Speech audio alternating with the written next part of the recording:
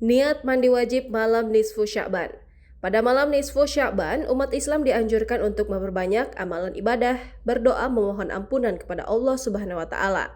Merujuk kalender Hijriah Indonesia 2026 dari Kemenak Republik Indonesia, momen istimewa nisfu Sya'ban atau tanggal 15 Sya'ban 1447 Hijriah jatuh pada tanggal 3 Februari 2026 tahun ini.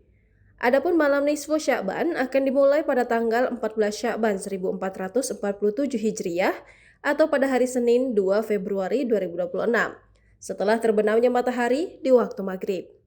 Saat menjalankan amalan di malam nisfu Sya'ban, hal utama bagi umat muslim adalah mensucikan diri dari hadas besar, baik setelah haid, nifas, maupun berhubungan suami istri dengan cara mandi wajib.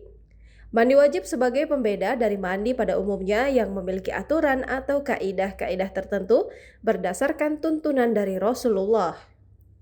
Bismillahirrahmanirrahim. Nawaitul ghusla li lailati nisfi Sya'ban sunnatan lillahi ta'ala. Artinya, aku niat mandi untuk malam nisfu Sya'ban sunnah karena Allah Ta'ala. Download Tribun X sekarang, menghadirkan lokal menjadi Indonesia.